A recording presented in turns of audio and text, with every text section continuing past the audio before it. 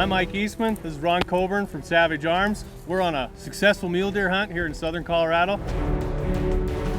That's a phenomenal buck. I mean, that not only is it wide, but it's tall.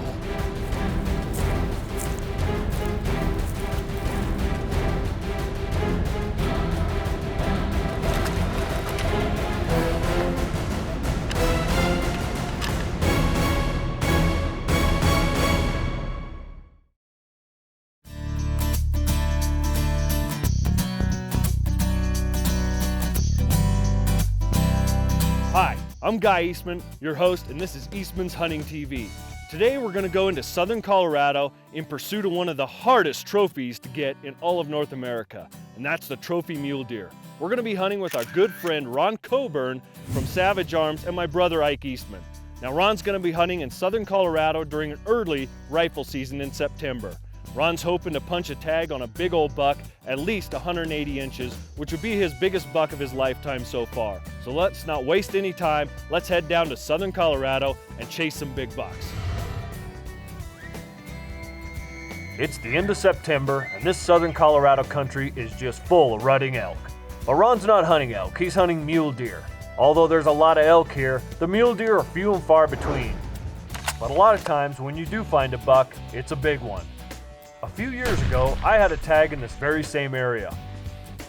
I was able to take a huge, typical mule deer, still in the velvet, and that's what Ron's looking for. So let's catch back up with Ron, Ike, and Grant as Ron is looking for that trophy mule deer of his own.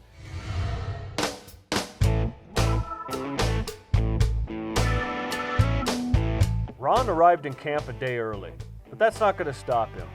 He and the guys decide to head up the mountain and do a little preseason scouting, hoping to turn up a big buck that they might be able to go after first thing in the morning. It looks like Ron's in luck. The bucks are still in the velvet and in their summer mode. Not to mention, they turn up some pretty good bucks that they might want to come back and check out closer in the morning.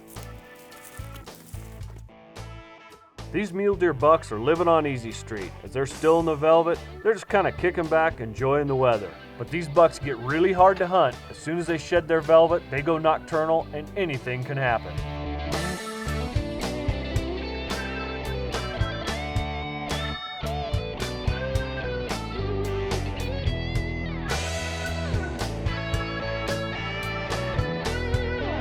The elk, on the other hand, are waist deep in the middle of their rut, so he decides to spend the remainder of the evening overlooking this canyon and just enjoying the sights and sounds of the elk rut.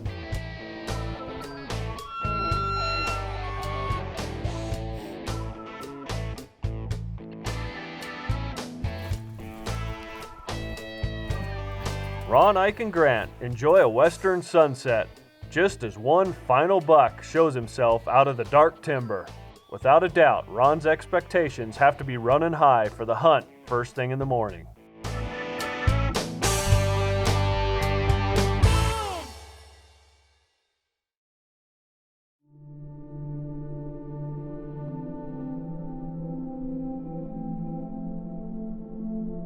The next morning, before the sun even gets up, this buck surprises the guys right above camp. He looks like he's a good buck, so the guys are going to stop, get the spotting scopes out, and take a good look at him and see if he's the type of buck Ron's after.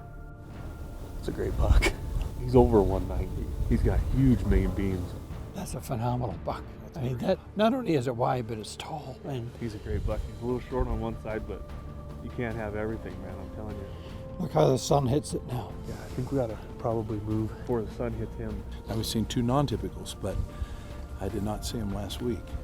I will take your lead. All right. On this, Yeah. And Ike sees as many great bucks as anybody. That's a good buck. Okay, let's get closer and take a good look at him.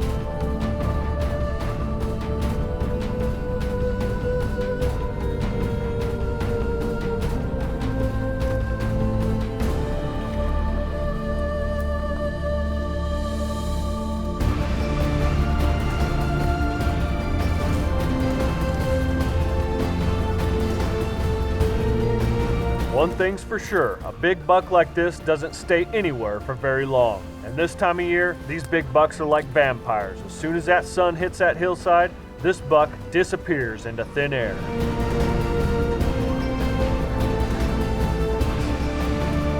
Well, let's see, it might drop down again.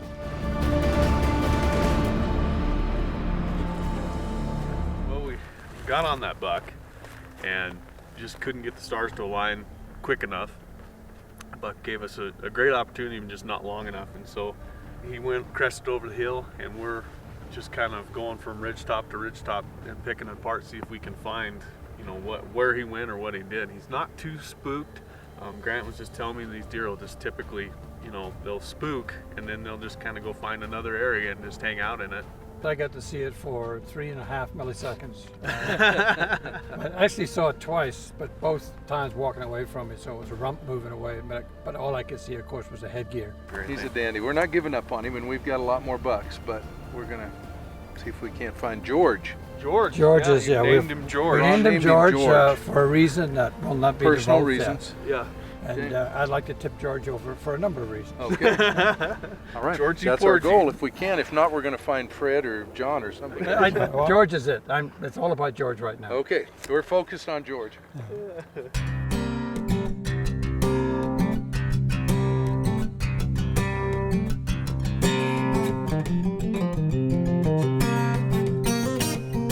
A close encounter with a buck of this caliber is often a one-time deal. The guys are going to have their work cut out for them if they're ever going to get another glimpse of this buck.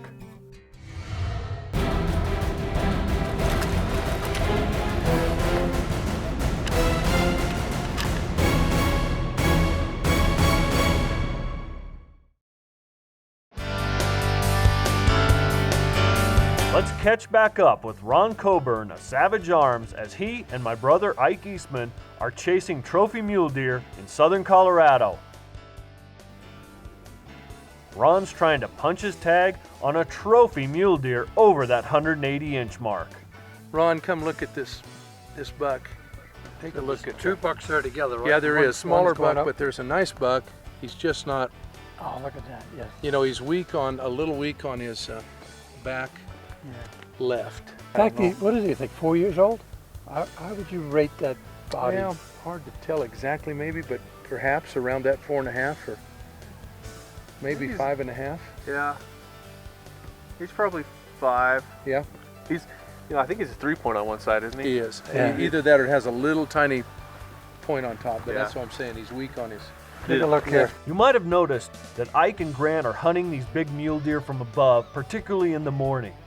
This is so they can keep the thermals in their favor. What a beautiful view. My gosh. You can't ask for a more picturesque area. I mean, you have the San Crisco's here, the blood of Christ behind us. What a great day. We can What a see great day. 40 miles straight out here, Yeah. 50 miles this Crisp way. day, beautiful, not a breath of wind in the air. Yeah. It's beautiful. I appreciate you coming out here, Ron. Coming out hunting with us.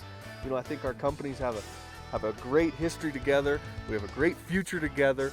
You know, tell me we've been talking all day a little bit about how Savage started and the innovative stuff that Arthur Savage invented and the history and the Eastman history. You know, kind of share with me, how did he get into this?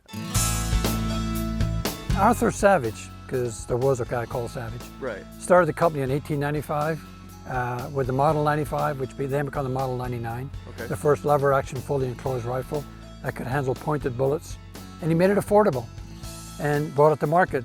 He also invented the torpedo, Okay. which is unrelated somewhat.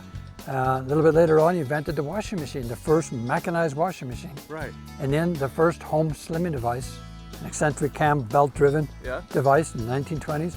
But the company maintained his creativity and entrepreneurial spirit, and he developed the first lawnmower, the first motorized lawnmower. I mean, you guys have maintained that innovative right today with the AccuTrigger, with the AccuStock. I mean, the AccuTrigger's got to be one of probably the most innovative thing to come out of rifles in the last 10 years. Well, let's go find another deer, shall we? Go look at some more stuff. Go back over that way. Golly, look at that.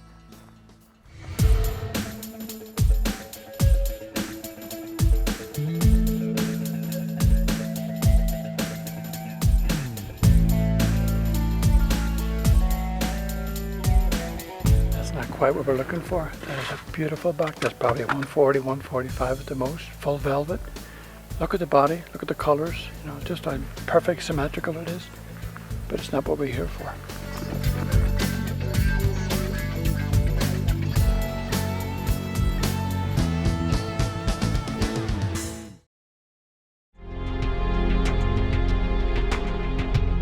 First thing the next morning, the guys turn up a big buck laying on the hillside.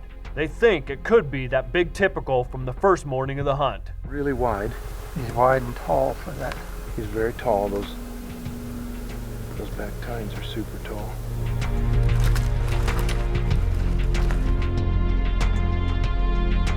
Right there, that is a beautiful animal. Isn't that what you told me was up here? He's a great buck. He just doesn't have force. If he had force, that'd be exactly what we'd be looking for. Yep. But he's not the caliber. In a lot of places, that's a heck of a buck. Oh. But down here, we're going to see bucks. We'll see 10 of those. Yeah. And we're just looking for that next step up above that. And, something unique, trash on him or something. Well, he's all muscle. A year from now, he'll be a 10. Yeah. We got some more bucks to look at for sure. Okay. Beautiful. I feel good about that. Even though that wasn't the big buck they were looking for, the guys are going to continue picking apart this canyon in hopes that these rutting elk haven't pushed that big buck over the top into the next drainage.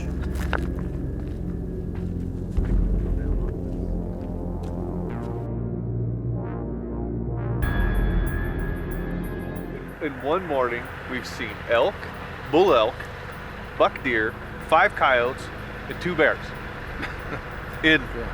What are we at? 2 We've been at hours, 3 maybe? hours at? Yeah. 2. And, 2 hours. And that mother bear is not very happy with us, but she's not going to leave while her young's in the area. Ike and Ron ease out onto that glassing point, trying to turn up that buck they'd seen the first morning. And wouldn't you know it, Grant looks right underneath them, and feeding right below him is this big mule deer. Right down below us. At first glance, this looks like just a nice trophy mule deer, but wait until he turns his head. You can see he's got a 180-inch mainframe and over 20 inches of trash on top of that. He's in the deep brush and you'd never see him from across the canyon. Ron really has his sights set on a non-typical mule deer, and this buck definitely fits the bill.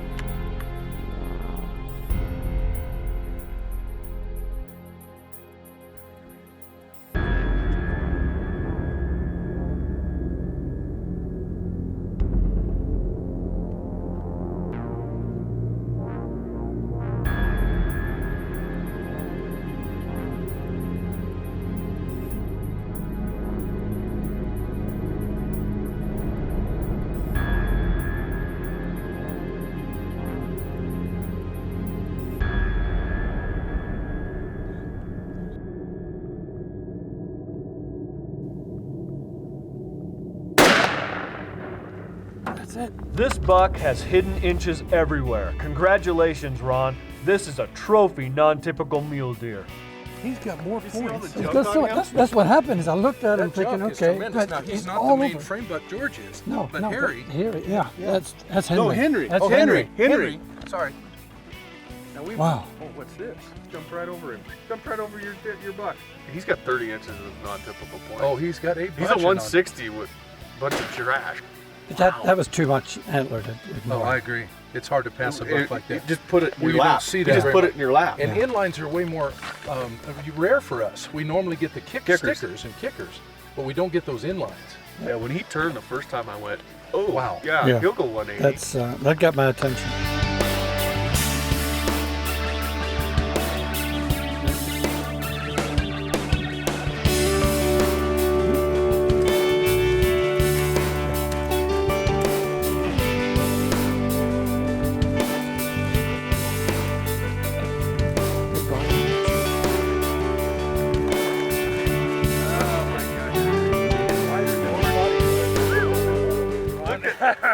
Look at all those inline points. I didn't even see the kicker on that side. Nice work. Nice work. Look at this thing. Look at that. I didn't see this. Look at this. No, I know. I didn't see it this whole time. I did not see that kicker. the body. Inline point here. He's got these inline Look at this points. inline. That thing's huge. And we don't get a lot of inline huge. non-typicals. We get a lot of the stickers and kickers. That is. You guys can touch it now, but I'm taking it home. Yeah, Okay, yes, you we'll are. fondle it while we You can. guys touch all you want for now, but he's Even cleaned better. up. I mean, Even we better. expected to see some velvet, if Yep. not full Good. velvet, and yet this No, guy's we did. Beautiful One cape. buck. Thanks for watching Eastman's Hunting TV. Remember, fair chase is the only way to hunt and take trophy big game. We'll see you next week right here. There's something different and more majestic about this one in its own way. Yep. Both of you. Yeah, Thank let's you. get him And cleaned up and get out of here.